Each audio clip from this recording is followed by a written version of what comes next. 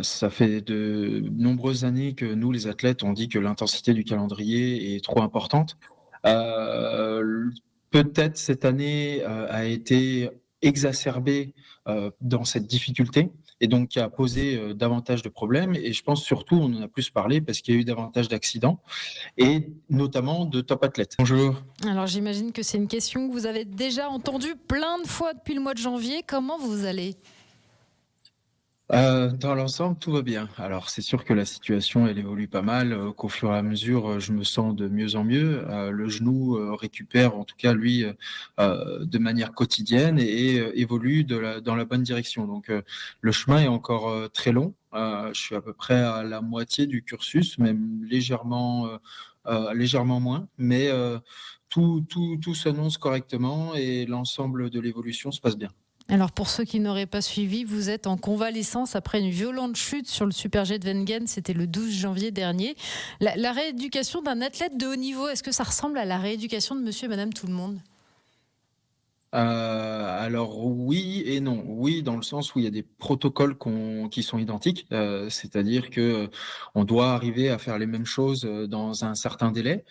Par contre, la grande différence, c'est que nous, en tant qu'athlètes professionnels, on peut y accorder plus de temps, alors que monsieur et madame tout le monde ont généralement un travail à côté, même s'ils peuvent être en arrêt maladie pendant une certaine période. Ce qui fait que, on peut y consacrer plus de temps et donc en principe, on est susceptible de récupérer mieux. On a aussi des bases qui sont plus solides, donc ce qui fait que généralement, on récupère plus rapidement. Donc après, c'est la seule différence qui peut exister, je dirais. Est-ce qu'il n'y a pas une impatience quand même de se dire, allez, tout ça, on le sait, hein, faut donner du temps au corps pour qu'il se remette, mais est-ce qu'on n'est pas impatient quand même d'en finir avec tout ça?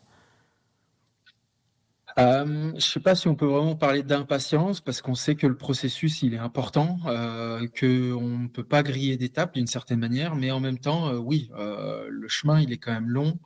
7 mois pour revenir, sur des skis, c'est un certain temps.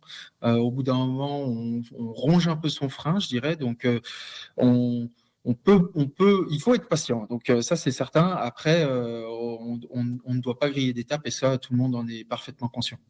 Alexis Pinturo, est-ce que vous avez quand même, à côté de votre éducation, un programme pour ne pas tout perdre, notamment au niveau du foncier? Ah non, ça a été un choix qu'on a fait dans le sens où, déjà les 3 premiers mois de rééducation, on peut pas faire grand-chose. Par exemple, le vélo, on peut pas rattaquer avant 2 mois et demi.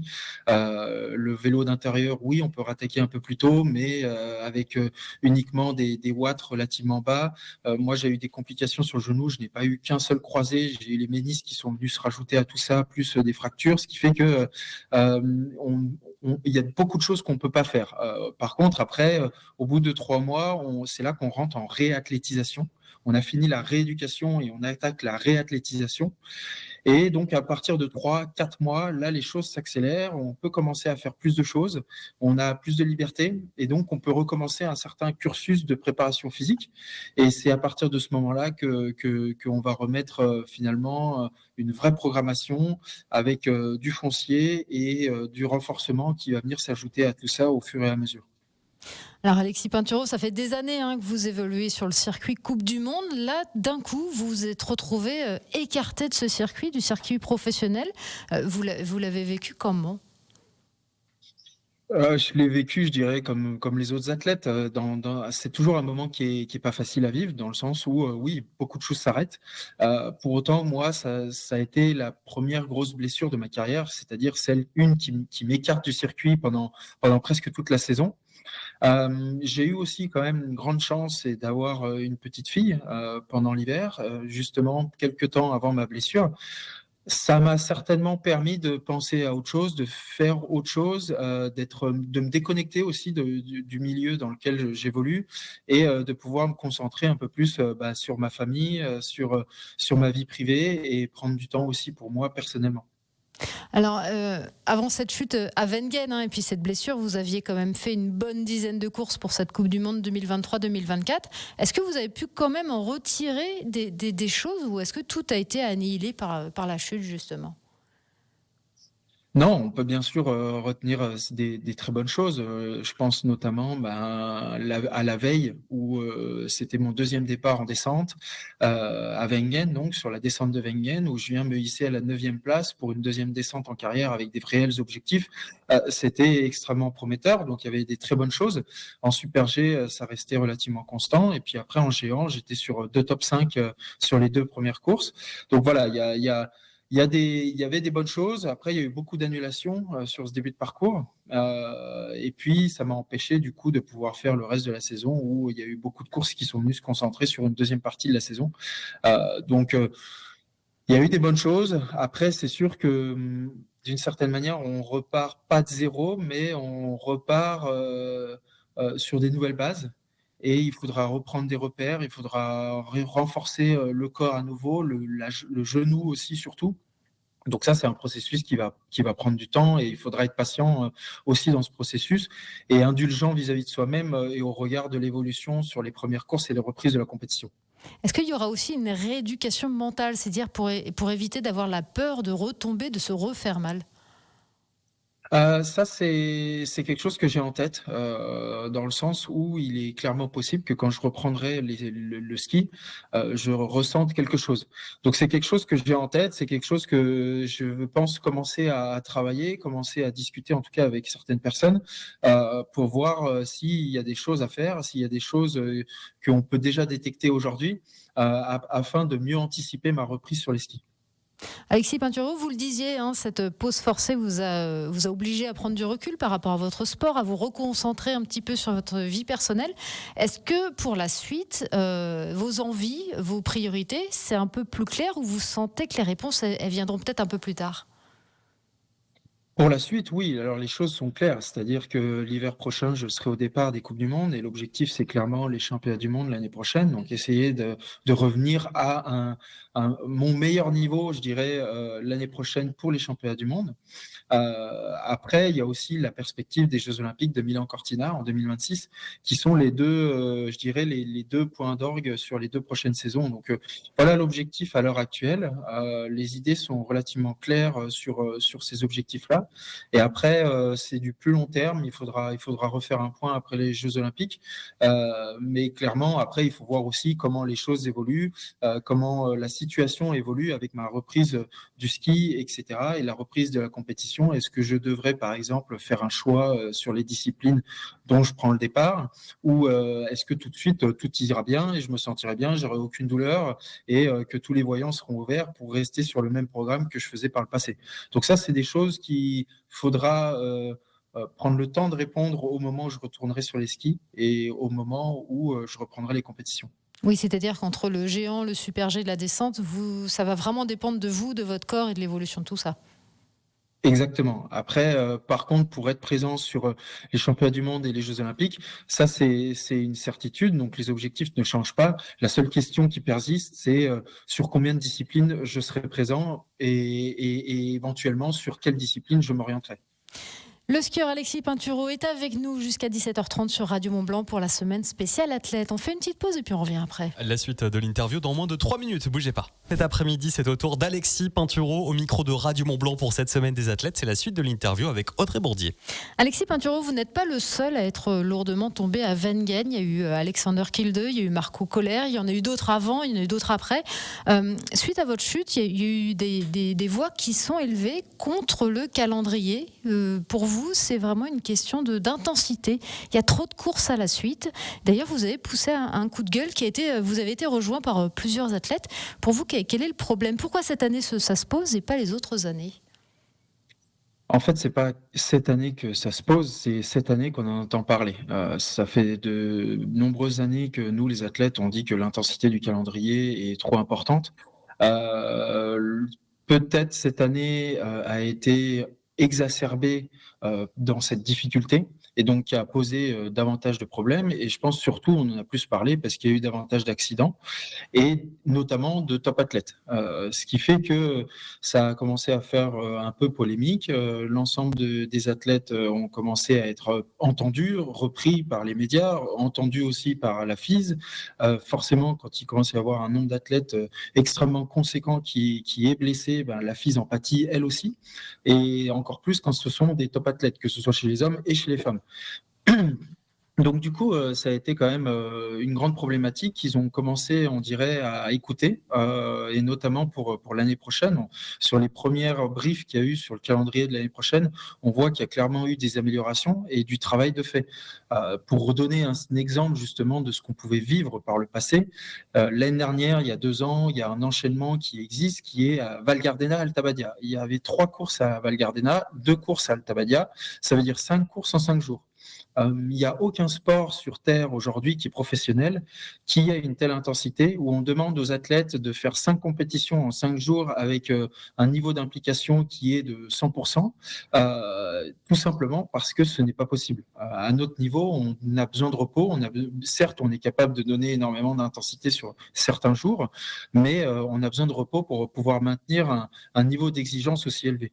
Donc en tout cas, vous avez eu le sentiment d'être entendu par la FIS et pour la suite, les relations, j'imagine que maintenant que la Coupe du Monde est terminée, les relations sont un peu plus calmées, que tout le monde a eu le temps de réfléchir à tout ça à froid. Je pense que ce qui a surtout permis de calmer un peu la situation, c'est de voir que la FIS se met au travail sur ce calendrier et essaye d'avoir une meilleure cohérence vis-à-vis de tout ça.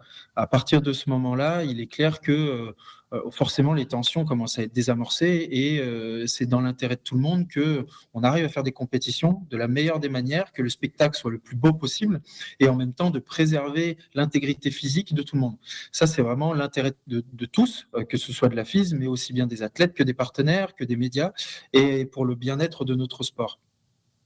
Alexis Pinturo, avant la pause, on parlait des Jeux Olympiques de Milan-Cortina. Vous comptez bien sûr y participer. Il y a d'autres Jeux d'hiver qui font l'actualité en ce moment, ceux de l'hiver 2030 qui se profilent dans les Alpes françaises. Les membres du CIO sont d'ailleurs en ce moment en visite sur les sites pressentis pour accueillir les épreuves. Ils étaient hier dans votre station Courchevel, mais ces Jeux font polémique pour leur coût écologique et économique. Qu'est-ce que vous en pensez, vous ? Il faut déjà voir le projet quand il sera un peu plus établi. Écologique, j'ai quand même un peu du mal à y croire, dans le sens où, oui, il y a forcément des choses qui vont devoir être rénovées, mais on parle de rénovation. Rénover des infrastructures, aujourd'hui, c'est aussi important. L'écologie, c'est aussi rénover justement des bâtiments.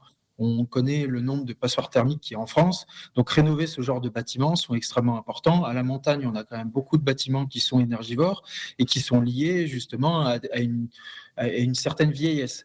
Quand on parle des infrastructures de saut, quand on parle des certaines pistes, il y a des rénovations à faire et donc c'est important de pouvoir les faire. Pareil pour des gymnases, pareil pour des stades, pareil pour des patinoires, si on parle bien plus de sport d'hiver. Et donc c'est quelque chose qui est important de faire et donc qui n'impacte pas vraiment tout l'aspect écologique. Par contre, quand on doit créer des nouvelles choses, ce qui a été le cas, je pense à Pékin, je pense à Sochi, je pense même en Corée, où on doit écrire finalement tout à partir d'une feuille blanche. Là, les choses sont extrêmement compliquées. Nous avons perdu Alexis Pinturo. Une petite coupure Internet. C'est bon. Oui, on vous a retrouvé, Alexis Pinturo, on vous a retrouvé. Pardon, du coup, je disais, oui, que quand on revient sur des Jeux Olympiques qui sont en Europe, là, on remet du sens quand même à tout l'univers du ski. Aux Jeux Olympiques, on a énormément d'infrastructures qui sont existantes, sur lesquelles la France, notamment sur cette candidature, s'appuie. Donc, pour moi, l'écologie, c'est pas forcément un problème. Après, le coût économique, là, clairement, il faut y réfléchir. Je sais qu'il y a des choses qui doivent être créées. Je pense notamment à certaines patinoires qui doivent être créées dans le sud et notamment vers Nice.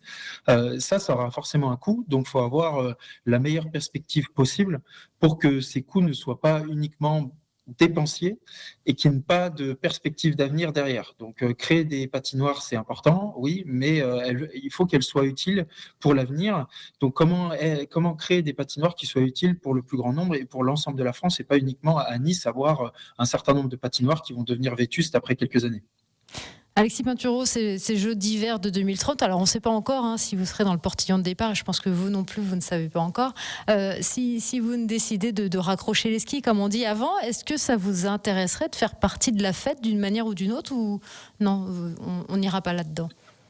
Alors en tant qu'athlète, j'ai du mal à y croire dans le sens où ce sera quand même 2030, ça fait quand même, assez loin. J'aurai 39 ans, c'est pas impossible certes, mais ça me semble quand même relativement loin à l'heure où on se parle.